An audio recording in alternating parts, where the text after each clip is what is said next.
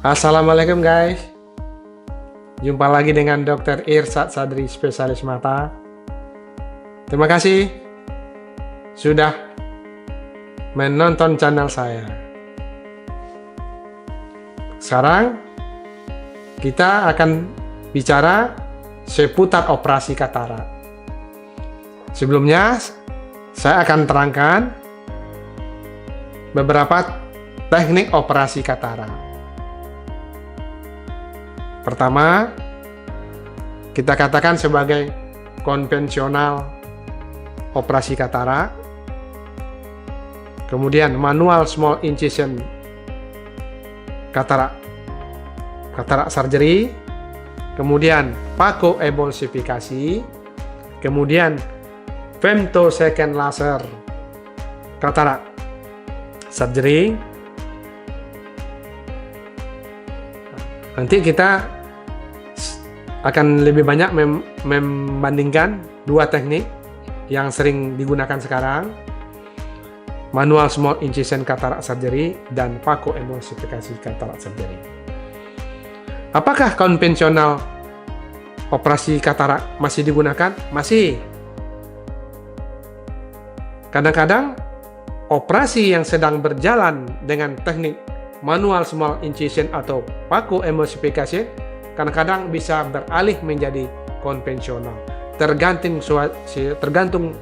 situasi waktu operasi dan kesulitan yang terjadi waktu operasi. Teknik yang dipakai itu tergantung kepada alat-alat yang dimiliki atau sumber daya yang dipunya. Apakah manual small incision atau phacoemulsifikasi? Karena phacoemulsifikasi itu memerlukan alat-alat tambahan, sementara manual small incision tidak perlu. Tapi kedua tindakan tersebut tidak perlu dijahit. Jadi guys, saya akan jawab beberapa pertanyaan seputar operasi katarak. Dimulai. Apakah operasi katarak ini dibius atau tidak? Jadi, operasi katarak yang saya gambarkan tadi juga memerlukan pembiusan. Kalau manual small incision, cukup kita lakukan subconjunctival anestesi. Kalau phacoemulsifikasi, cukup topical anestesi dengan tetes saja. Pertanyaan selanjutnya, kenapa setelah operasi katarak matanya berdarah? Sebenarnya bukan berdarah, tapi adalah merah. Biasanya tindakan pada manual small incision atau konvensional itu matanya akan terlihat merah setelah operasi, karena tindakan yang dilakukan di luar kornea, karena di situ banyak pembuluh darah. Tapi akan hilang beberapa minggu kemudian. Pada operasi phacoemulsifikasi tidak berdarah karena dikerjakan di daerah kornea. Di situ tidak ada pembuluh darah. Selanjutnya pertanyaannya, apakah dijahit atau tidak? Dua teknik yang saya gambarkan tadi, manual small incision dan phacoemulsifikasi, tidak perlu dijahit. Small incision lukanya 2,2 mm sampai 2,7. Jadi tidak perlu dijahit. Manual small incision lukanya 6 sampai 7 mm. Dibuat luka yang kedap, tidak perlu dijahit juga.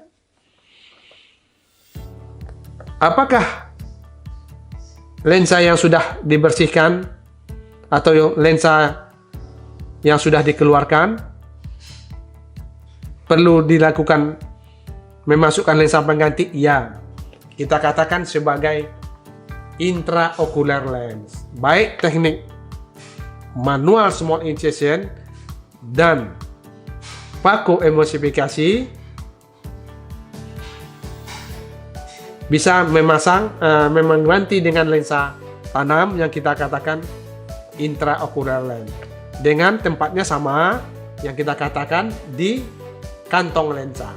Jadi lensa tanam atau lensa pengganti dimasukkan kembali ke dalam kantong lensa.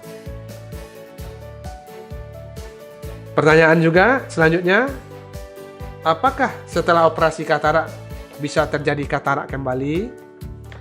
Ini ya kita katakan sebagai kekeruhan yang terjadi pada kapsul posterior. Karena baik teknik manual small incision atau pako emulsifikasi itu meninggalkan kapsul posterior, sering terjadi kekeruhan kembali.